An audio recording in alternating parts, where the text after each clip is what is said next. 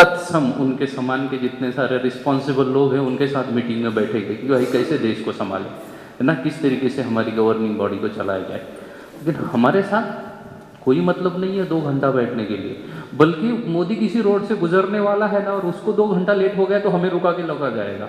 अब ट्रैफिक में आपको क्या किया जाएगा, खड़ा किया जाएगा, आपको अलाउ नहीं होगा उस रास्ते से गुजरना जहाँ से मोदी गुजरने वाला है। ऐसा हो सकता है। तो वैसे ही है कि भगवान हमें नहीं दिख रहे हैं क्योंकि हम क्या है, डिसक्वालिफाइड हैं, हम क्वालिफाइड नहीं हैं।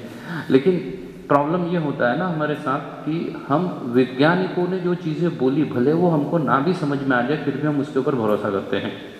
करते हैं नहीं करते? करते हैं ना, उसके ऊपर हम भरोसा कर देते हैं। क्यों? क्योंकि किसी वैज्ञानिक ने बोला है। कई बार आप में से कितने लोग साइंस स्टूडेंट थे, विज्ञान के स्टूडेंट हो, या कोई ना कोई प्रयोग आपने किया है लाइब्रेरी में जाके।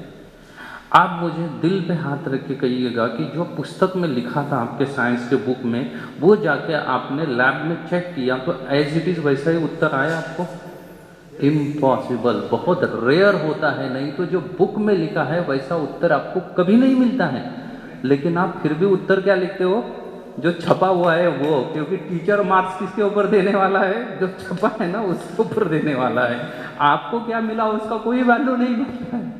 स्कूल में वैल्यू किस चीज़ का है कि ये बुक में ये उत्तर दिया है ना, तुमको ऐसा ही छापना है।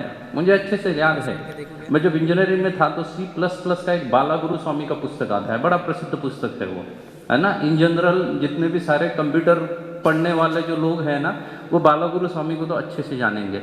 तो मैं पढ़ रहा था तो उसमें से क्वेश्चन आया था और वो क्वेश्चन को मैंने वो प्रोग्राम लिख दिया। प्रोग्राम लिखने के बाद मेरा जो एग्जामिनर था उसने उसको रॉन्ग कर दिया और मुझे जितना एक्सपेक्ट था उससे कम मार्क्स आया। मैंने पेपर मंगवाया, पेपर देखा तो वो प्रॉब्लम रॉन्ग कर चुका था। मैंने सर को जाके पूछा कि भाई ये प्रॉब्लम रॉन्ग क्यों दिया आपने? उसने मुझे बालागुरु खोल के दिखाया, बोला ये देख तेरा कोडिंग देख और ये बालगुरु स्वामी का कोडिंग देख। मैंने सर को लेके कंप्यूटर के साथ बैठा, मैं बोला देखो बालगुरु का प्रोग्राम रन नहीं हो रहा है, मेरा प्रोग्राम रन हो रहा है, इसमें एरर्स है, जो उसने छापा है ना उसमें एरर्स है। टीचर ने मुझे एक प्लेन आंसर दिया, बोले this is the text book, you have to write this only if you want to get the marks. You don't show me either your program running or not. Bole that doesn't matter, that you can do in the where when you are going to your professional life, there you go and run your program, but here I don't want your program either is running or not. What I want this, what is there. मैंने बालागुरु को 2 page का mail लिखा, उसके जो पीछे mail ID था उसके ऊपर कि यार तुम्हारा कोडिंग रन नहीं हो रहा और उसके वजह से मेरे मार्क्स जा रहे हैं। उन्होंने एक मुझे मेल भेजा, we are really sorry, apologise for that, this is simply a printing mistake not a Balaguru Swamy's mistake. उन्होंने ढकेल दिया किसके ऊपर? प्रिंटर के ऊपर ढकेल दिया। खुद के ऊपर लिया जिम्मेदारी? नहीं लिया है। तो ये ऐसे डिफ़ॉल्ट बहुत सारे हो सकते हैं और यही चीज़ें हमारे साथ होती है जब हम भगवान को देखने का प्रयास करते हैं। अभी वो कैसी होती है? So we are going to just see from today's session की बहुत ही महत्वपूर्ण सेशन है आज का। आप लोग एक एक चीज़ को क्या कीजिएगा, मिस मत कीजिएगा। वो हर चीज़ को अगर याद रखेंगे तो आपको बहुत अच्छा होगा, और याद नहीं रख पाएंगे तो कम से कम ध्यानपूर्वक सुनिएगा। अभी देखिएगा, ये आपने बचपन में पढ़ी स्टोरी है, बराबर है? ये बचपन में पढ़ी स्टोरी है। सभी अंधे, 6 अंधे मिलकर अगर ढूंढने का प्रयास करेंगे हाथी कैसे दिखता है, उसके ऊपर बहुत दिमाग लगाएंगे, लेकिन सभी के सभी क्या है? अंधे हैं। तो ये सभी अंधे अगर मिलके हाथी को देखने का प्रयास करेंगे कि हाथी कैसे दिख रहा है, तो हर किसी को हाथी कैसे दिखेगा? जिसने दांत सूंड को हाथ लगाया उसको लगेगा कि हाथी मतलब एक सर्प की तरह होता है। अंधा है ना बेचारा, तो सर्प समझ बैठा।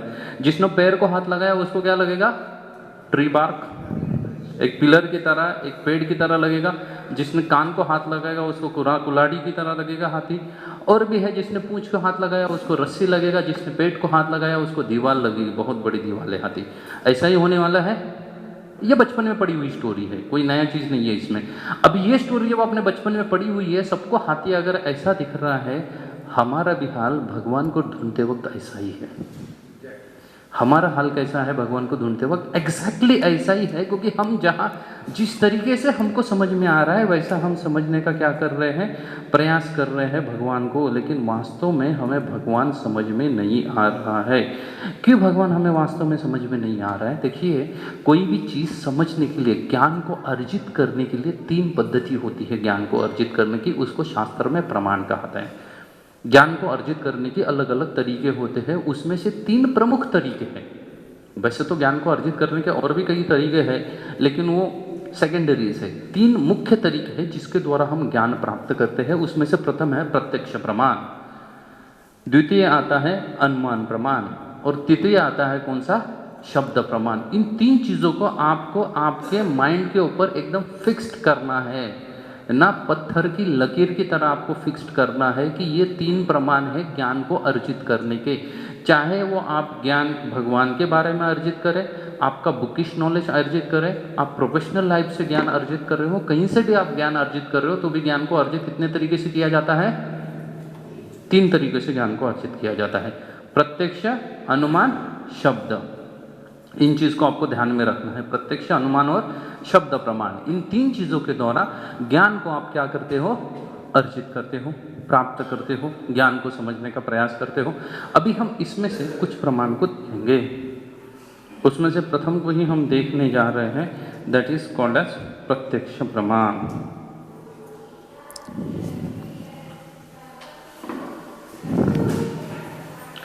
अभी प्रत्यक्ष प्रमाण उसको कहते हैं जो हम अपने आंखों से देखते हैं, चाहे आंखें हो या अन्य इंद्रियां हो, टच भी ज्ञान अर्जित करने का तरीका होता है, बराबर ना।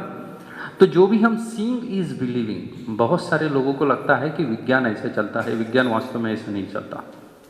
विज्ञान सीइंग इन बिलीविंग का कंसेप्ट पे नहीं चलता है ना, क्योंकि अगर सीइंग इन बिलीविंग पे अगर आप चलोगे तो पूरा फिजिक्स विज्ञान से हटाना पड़ेगा और केमिस्ट्री भी हटानी पड़ेगी, क्योंकि दोनों में सीइंग वाला कंसेप्ट ही नहीं है ना। जो दिख रहा है वो कंसेप्ट दोनों में नहीं आता, ना फिजिक्स में आता है ना ही केमिस्ट्री में आता है।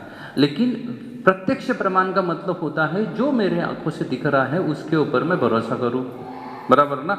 मुझे मेरे दिमाग में एक आइडिया भरी हुई है कि बाल लंबे होने चाहिए ना, बाल लंबे होने चाहिए, और उसके साथ साथ क्या होना चाहिए? साड़ी पहनी हुई चाहिए, या क्या कहते हैं चूड़ीदार, कर्ट्स वगैरह ऐसी चीज़ें होनी चाहिए, हाथ में बैंगल होनी चाहिए, तो उसको औरत कहेंगे। कभी कभी ऐसा नहीं भी हो सकता, लेकिन ये मेरे दिमाग की आइडिया है ना। तो ये प्रत्यक्ष प्रमाण है। सीइंग इन बिलीविंग के ऊपर अगर मैं चल रहा हूँ तो प्रत्यक्ष प्रमाण है कि जो मुझे दिख रहा है उसके ऊपर मैं भरोसा करूँ। लेकिन कभी कभी ऐसा नहीं हो सकता, क्योंकि रेलवे के 2 ट्रैक कभी मिलते हैं? नहीं मिलते, वो कभी नहीं मिलते 2 ट्रैक। लेकिन अगर आप दूर से देखेंगे तो आपको क्या लगता है? कुछ दूरी के बाद जाके वो मिलने वाले हैं। दिख रहा है जूमिंग पिक्चर, आगे कुछ समय के बाद हमें दिखता है कि वो दोनों क्या होने वाले? ट्रैक मिलने वाले हैं। लेकिन वो प्रत्यक्ष में वैसा कभी होने वाला है? नहीं होने वाला। तो सीइंग इन बिलीविंग को आप कभी भी सच नहीं मान सकते हैं। कई सारे मिरर होते हैं, कॉन्केव लेंस बोलते हैं, और कई सारे लेंस होते हैं जिसमें आदमी मोटा, छोटा, नाटा, लंबा, चौड़ा, बटला कैसे भी किया जा सकता है। होता ही नहीं होता, कैसे भी होता है। लेकिन वो सच्चाई है क्या? तो फिर सीइंग इन बिलीविंग के ऊपर आप कितना बिलीव कर सकते हो? ज़्यादा बिलीव नहीं किया जा सकता, क्योंकि आप जिसको देख रहे हो वो चीज़ें वास्तव में हो नहीं सकती है। जैसे अगर आप कोई लकड़ी को पानी के अंदर डालो तो लकड़ी कैसी दिखती है? टेढ़ी दिखती है। वास्तव में टेढ़ी होती है? नहीं होती है। तो फिर आप सीइंग इन बिलीविंग के ऊपर विश्वास करोगे कि जो दिख रहा है उसके ऊपर मैं भरोसा करके चलूँगा? विराज तो आप सब लोगों को अच्छे से याद होगा, है ना। खास करके अभी जैसे जैसे धूप बढ़ती जाएगी वैसे वैसे आप सड़क के ऊपर दूर देखोगे तो आपको दिखेगा कि क्या हो रहा है, वहाँ पे पानी है। रेगिस्तान में देखोगे तो आग लगी हुई लगती है। रेगिस्तान में अगर आप जाके दूर पर देखोगे कड़ी धूप में तो ऐसा लगता है वहाँ आग लगी हुई है, या कहीं पे लगता है कि पानी है करके, मृगजल कहते हैं उसको। लेकिन वो वास्तविकता है क्या? नहीं है। मतलब हम जो दिख रहे हैं उसके ऊपर आप भरोसा कर सकते हो? नहीं कर सकते। जिसको आप देख रहे हो उसके ऊपर आप भरोसा नहीं कर सकते हो। इसका मतलब ही होता है, क्यों हम भरोसा नहीं कर सकते? क्योंकि हमारे पास 4 डिफेक्ट है। देखिएगा, अभी मैं एक दूसरी चीज़ की ओर जा रहा हूँ। पहले हमने 3 प्रमाण देखे, प्रत्यक्ष, अनुमान और शब्द। उसमें से हम क्या देख रहे हैं? प्रत्यक्ष प्रमाण को देख रहे हैं। प्रत्यक्ष मतलब जो मैं आंखों से देख सकता हूँ, इसको हमने प्रत्यक्ष प्रमाण कहा। लेकिन प्रत्यक्ष प्रमाण से मिला हुआ ज्ञान पूर्ण नहीं है।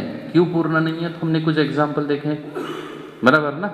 जो हम देख रहे हैं प्रत्यक्ष अपनी आंखों से, इसके ऊपर हम पूर्ण रूपे से भरोसा नहीं कर सकते, पूर्ण रूपे ने फेथ नहीं रख सकते। क्यों नहीं रख सकते हैं? क्योंकि हमारे अंदर 4 हैं। ये गड़बड़ क्यों दिख रहा है हमें, जो दिख रहा है वैसा वास्तव में क्यों नहीं है, क्योंकि हमारे अंदर कितने डिफेक्ट है? 3 प्रमाणास में से प्रत्यक्ष, और प्रत्यक्ष एग्जैक्टली नहीं होता है, उससे ज्ञान जो प्राप्त होता है वो पूर्ण रूपेण सच नहीं हो सकता है, क्योंकि हमारे अंदर कितने डिफेक्ट है?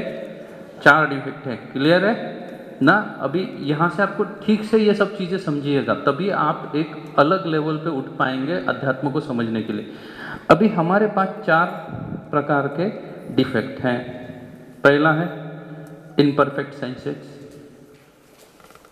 पहली चीज होती है जिसको कहा जाता है इनपरफेक्ट सेंसेस। हमारी इंद्रियां क्या है? अपूर्ण है, हमारी इंद्रियां पूर्ण नहीं है। दूसरा है टू बी इल्यूजन, हम माया में आ सकते हैं, बहुत आसानी से हम माया में आ सकते हैं। तीसरा चीज होता है टेंडेंसी टू कमिट मिस्टेक्स, ये हमारी टेंडेंसी है। कोई भी व्यक्ति 100 आउट ऑफ 100% सही हो सकता है? नहीं हो सकता, that is tendency. And finally is what? Cheating propensity. हमारे अंदर मन है ना, मन के साथ रह रहे हैं तो चीटिंग प्रोपेंसिटी भरी हुई है, चीट करने की टेंडेंसी हमारी भरी हुई है। अभी इसको आप किस तरीके से देखोगे तो पहला डिफेक्ट है इम्परफेक्ट सेंसेस। इनपरफेक्ट सेंसेस, हमारी इंद्रिया है ना अपूर्ण है। कैसी इंद्रिया अपूर्ण है? हमारे आंखों से दिखता है, आप 25 सेंटीमीटर के अंदर अगर आंखों से कुछ लाओगे, 25 या 15 सेंटीमीटर के अंदर, तो वो चीज़ दिखती है हमें? नहीं। देखो, मैं एक आंख क्लोज करके भी उंगली को देखने का प्रयास करूंगा ना, कुछ नहीं समझ में आएगा ये उंगली क्या है। दिखती है? नहीं दिखती है। कुछ डिस्टेंस के बाद वाली जो चीज़ है वो हमें दिखाई देती है? नहीं। भले ही बीच में दीवार नहीं है, कुछ नहीं है, कुछ नहीं है, लेकिन एक व्यक्ति को आपने कहीं 200 मीटर के ऊपर खड़ा किया, 1 किलोमीटर दूर खड़ा किया, तो आप बता सकते हैं उसका हाइट कितना है? नहीं बता सकते। 1 किलोमीटर दिख तो रहा है वो आपको, लेकिन आपको पूछ लिया जाए कि ये व्यक्ति 1 किलोमीटर पे खड़ा है, प्रभु जी थोड़ा बताइए इसका हाइट कितना है, प्रभु जी उसको नज़दीक आने तो मैं बता पाऊंगा। एक 150 मीटर के रेंज में है तो मैं एक मोटा मोटी उसका हाइट बता दूंगा कि ये 5 फीट 5.5 फीट का है, लेकिन 1 किलोमीटर वाला नहीं बताया जा सकता, क्योंकि हमारी इंद्रिया है ना वो इनपरफेक्ट है। जैसे यहाँ पे दिया हुआ है हमारा हेयरिंग कैपेसिटी भी, कुछ आवाज़ है ना वो कुछ डेसिबल के जो नीचे हैं वो हम सुनाई दे सकते हैं, लेकिन कुछ डेसिबल के ऊपर अगर आवाज़ उठ गया तो समझ में नहीं आता है हमें। चल तो रहा है कुछ, तो जोर से साउंड आ रहा है, लेकिन क्या बोला जा रहा है वो समझ में आता है? नहीं आता है। ये चीज़ें किसको दर्शा रहा है? हमारी इनपरफेक्ट सेंसेस है। हमारी इंद्रियां कैसी है? अपूर्ण है, पूर्ण रूपेण नहीं है हमारी इंद्रियां। और इसलिए बहुत बार हम विज्ञान में किसका सहारा लेते हैं? किसी ना किसी इंस्ट्रूमेंट का सहारा लेते हैं। वैज्ञानिक लेते हैं, नहीं लेते? इंस्ट्रूमेंट का सहारा लेते हैं कुछ चीज़ों को समझने के लिए, क्योंकि इंद्रियां अपूर्ण होती है। और इंद्रियां अपूर्ण है वो किसी ना किसी इंस्ट्रूमेंट का क्या लिए हुए हैं? सहारा लिए हुए चीज़ों को समझने के लिए। इसलिए ये नोबेलाइट साइंटिस्ट है, वो क्या कह रहे हैं इंद्रिय तृप्ति के बारे में या इंद्रियों के ऊपर? समझ गया? Read it loudly.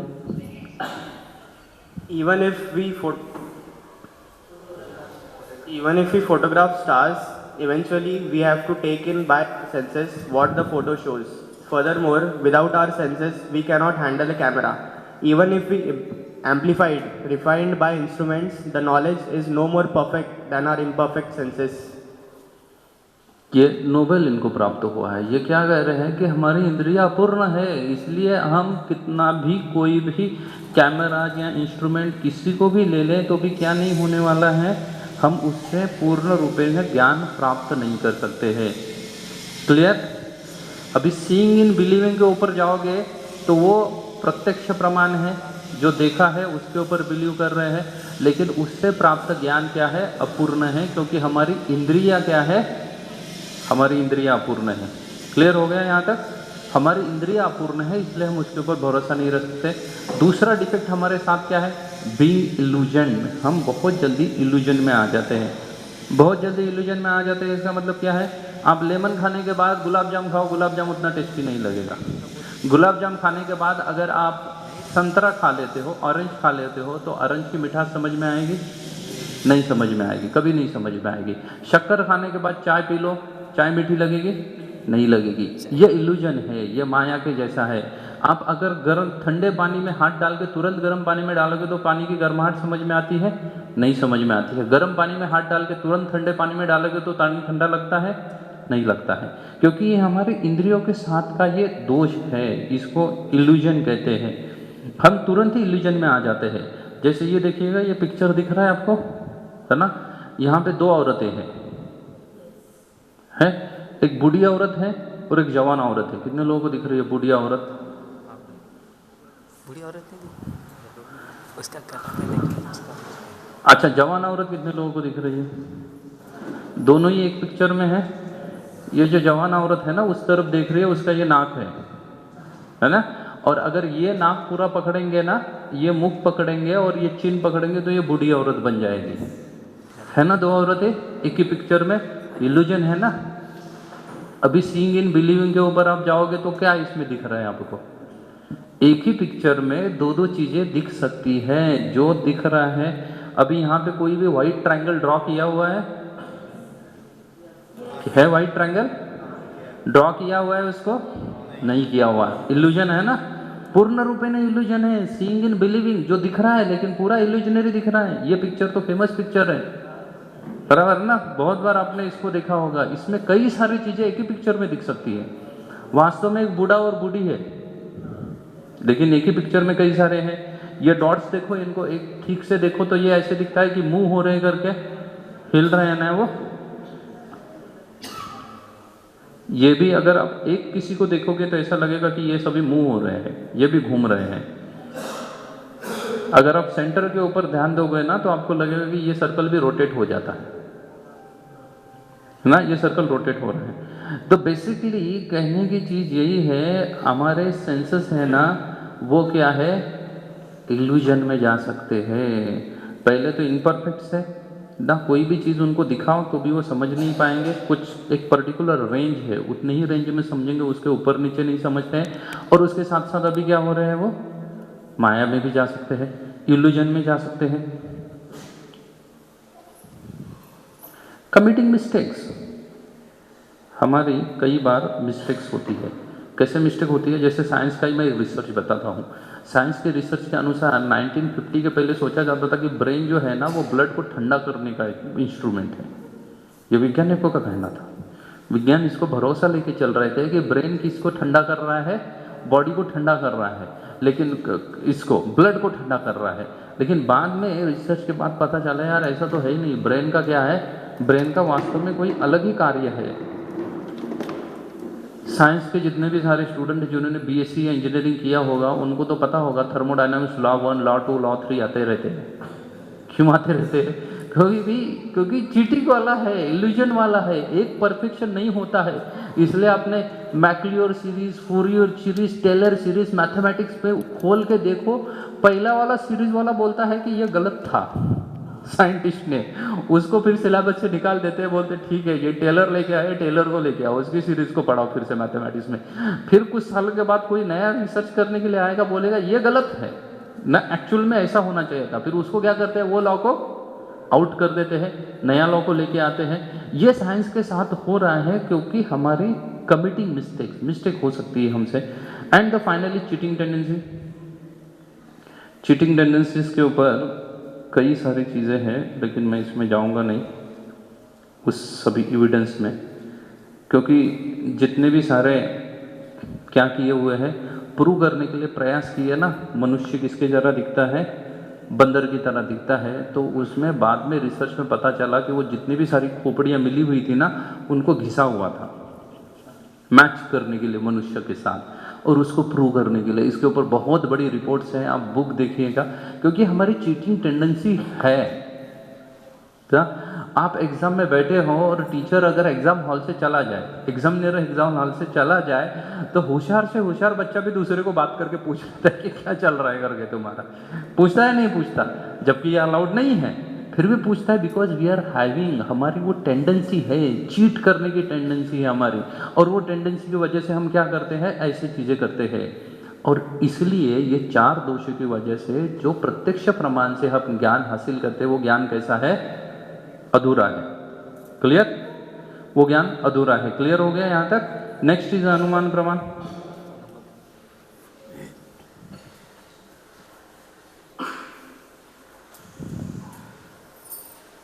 अनुमान प्रमाण है ना, वो अंदाजे पे चलता है। हमारा मैथमेटिक्स जो है ना, वो किस पे चलता है? अनुमान पे चलता है, बराबर। अगर मैथमेटिक्स अंदाज पे चलने लगा, इसका मतलब आधा फिजिक्स किस पे चल रहा है? एजम्पशंस पे चल रहा है। फिजिक्स 50% क्या चलता है? मैथमेटिक्स के ऊपर भरोसे पे चलता है। मैथमेटिक्स ही एजम्पशन के भरोसे चल रहा है, वो किसी के भरोसे है, वो एजम्पशंस लेके चल रहा है कि ऐसा ऐसा होगा ना, x is equal to this then this will happen ना, उतना ही चलता था। x इज इक्वल टू, ऐसी कई सारी चीजें चलती है, इसको एजम्पशन किया जाता है। एजम्पशंस को भी कहा जाता है अनुमान प्रमाण। सूरज से लेकर पृथ्वी तक का डिस्टेंस कितना है, ये किसी ने टेप लेके मेजर किया है? किसी ने टेप लेके मेजर नहीं किया। किया है किसी ने टेप लेके? फिर हम किस बेसिस पे बता रहे हैं उसको? जो एजम्पशंस है, मैंने खुद मैथमेटिक्स 4 सॉल्व किया है, 4 पेज लगते हैं पूरा सॉल्व करने के लिए, और 4 पेज सॉल्व करते वक्त बीच में लगभग 4 से 5 बार तो एज्यूम करना पड़ता है कि ये आगे ऐसा होगा तो ही ये मैथमेटिक्स आगे बढ़ेगा, और उसके बाद फाइनली क्या निकलता है? एजम्पशंस के ऊपर निकलता है। समंदर की डेप्थ किसके ऊपर निर्भर कर रही है? एजम्पशंस। एक इंस्ट्रूमेंट रहता है, वो कुछ साउंड क्रिएट करता है ना, समुद्र के सरफेस पे वो साउंड क्रिएट होता है, वो साउंड नीचे जाएगा, वो किसी तरह से टकरा के रिफ्लेक्ट होके आएगा, और ये क्या बोल देंगे? यही डेप्थ है। हो सकता है आधे में कोई लोहा मिले, उसके ऊपर टकरा के आ गया तो ये आधी ही डेप्थ हो गई उनकी, वो पूरी डेप्थ को कंसिडर ही नहीं करेंगे। यही चलता है समुद्र की डेप्थ जब। तो एजम्पशंस होते हैं, ये अनुमान ऐसे है। और सबसे बड़ा अनुमान जो हम सब लोग इतने सालों से धोखे में है, बिना बुक पढ़े हुए हैं, वो डार्विन को लेके कि हम बंदर से आए हुए हैं। ये डार्विन ने सिर्फ एजम्पशंस के ऊपर बोला है।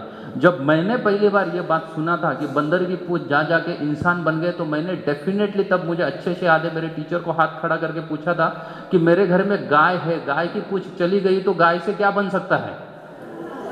अगर बंदर से मनुष्य आया तो गाय से भी तो कुछ तो होना चाहिए था। नहीं, तो उस समय में गाय नहीं होनी चाहिए थी। कोई तो एक चीज है कि बंदर अकेला था, उसका क्या हो गया? उसमें कई सारी उत्क्रांतियां होती गई और मनुष्य आया, तो तब बंदर अकेला ही था, अन्य भी लोग होंगे ना, तो उनके साथ क्या हुआ और तब किसी साथ? Nobody is having answer, even Darwin doesn't have this answer. क्योंकि डार्विन ने ये जिस बुक में लिखा हुआ है, उस बुक को आप देखिएगा कि डार्विन क्या कह रहा है।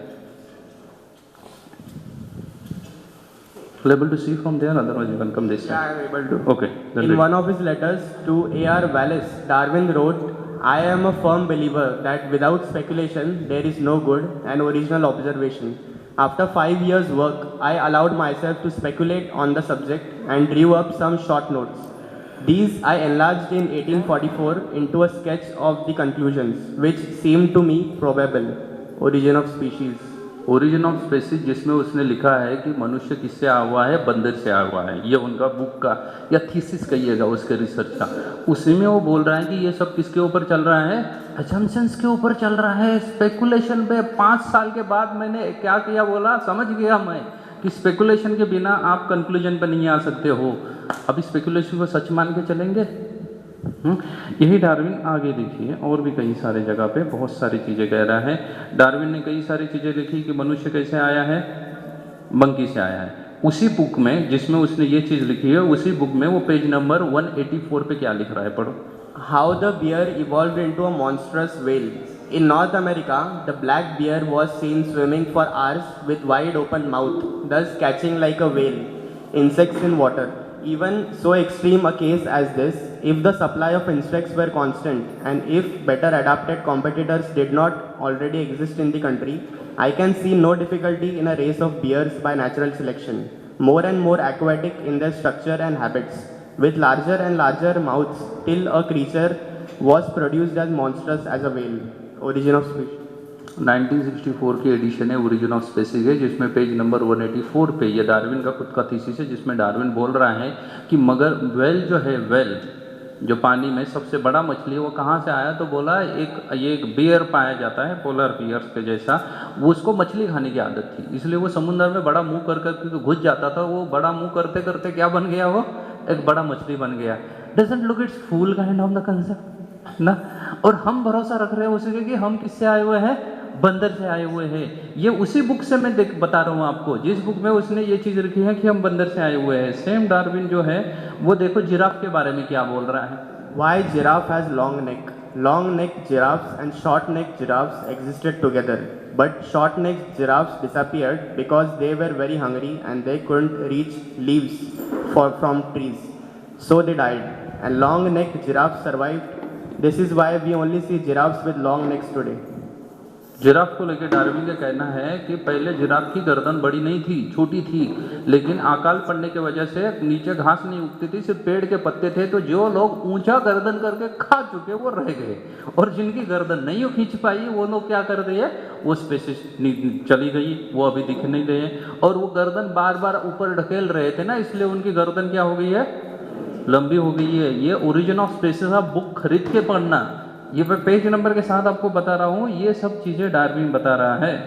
The loopholes. If giraffe had to stretch the neck, did they not drink water? What about other quadrupeds like deer? According to this theory, they should all be dead. If monkeys have evolved into humans, why are monkeys still surviving in the ना? अगर giraffe ऊपर पत्ते खाने के लिए अपनी गर्दन को खींचता था तो पानी पीने के लिए भी नीचे झुकाता था ना, तो इक्वल बैलेंस होना चाहिए था ना। पत्ते खाने के बाद पानी पी गया तो फिर भी उसके ऊपर वही इफेक्ट रहा। सेम किसके बारे में है, सेम मंकीज के बारे में है। तो ऐसी थ्योरियाँ है ना, ये डार्विन ने लिखी हुई है। Darwin tried to give a mechanism of evolution by his own speculation based on his material outlook. It is a fact that Vedas also talk of evolution, but not of the body, but of spirit soul. Vedas say that soul, who is residing in one body, moves at the time of death to another body, not that one body changes to another. Yes, Vedas कभी भी नहीं बोलते हैं कि एक शरीर दूसरे शरीर में परिवर्तित हो गया है। तो सोल चला जाता है, आत्मा एक शरीर से दूसरे जगह चली जाती है, लेकिन शरीर कभी भी क्या नहीं होता है, परिवर्तित नहीं होता है। तो अभी ये सभी चीज़ें हैं ना, गो लिटिल फास्ट क्योंकि हमारे पास टाइम कम है। ये सभी चीज़ें अनुमान प्रमाण में आती है। तो अगर हम अनुमान लगाएंगे हमें कंप्लीट नॉलेज ना होते हुए, तो फिर क्या होने वाला है हमारे साथ, ऐसा ही होने वाला है। ये डार्विन ने जैसे अनुमान लगाया ना, वैसे कई सारे बीच में कई सारे एग्जांपल्स हैं। मैं जस्ट वो स्किप किया क्योंकि हमारे पास टाइम भी कम है, क्योंकि आप लोग लेट आते हो। सो आई स्टार्टेड लेट। 12:30 बजे मैं पूछता हूँ यहाँ कितने लोग हैं, तो बोलते 10-15 ही लोग हैं। सो आई स्टार्टेड एट 12:30, तो सबको एक्सप्लेन करने के लिए समय मिलेगा, बट देन बहुत सारे लोगों का छूट जाएगा। तो 3 प्रमाण में से 2 समझ में आए। शब्द प्रमाण, प्रत्यक्ष प्रमाण समझ में आया। प्रत्यक्ष प्रमाण को हम एक्सेप्ट नहीं कर रहे क्योंकि हमारे पास 4 दोष हैं, वो भी समझ में आए, बराबर है, 4 दोष हैं। उसके बाद आया अनुमान प्रमाण। अनुमान प्रमाण कैसे चल रहा है देखा, पूरा का पूरा किसके ऊपर है, अजम्पशन पे है। अभी ये दोनों से जो ज्ञान प्राप्त होता है उस ज्ञान के ऊपर आप भरोसा रख सकते हो, नहीं रख सकते है ना। अभी साइंस जो है ना, ये दोनों के ऊपर चलता है। साइंस मेजॉरिटी अनुमान प्रमाण को लेकर चलता है और थोड़ा थोड़ा प्रत्यक्ष प्रमाण को लेकर चलता है, लेकिन ये दोनों प्रमाण ज्ञान प्राप्त करने के लिए सफिशिएंट नहीं है। ये पूर्ण रूपे ना आपको ज्ञान प्रदान नहीं कर सकते हैं। क्यों नहीं कर सकते, क्योंकि हमने इनके अंदर के दोष भी देखे। फिर एक तीसरा प्रमाण बचता है, उसको कहा जाता है शब्द प्रमाण।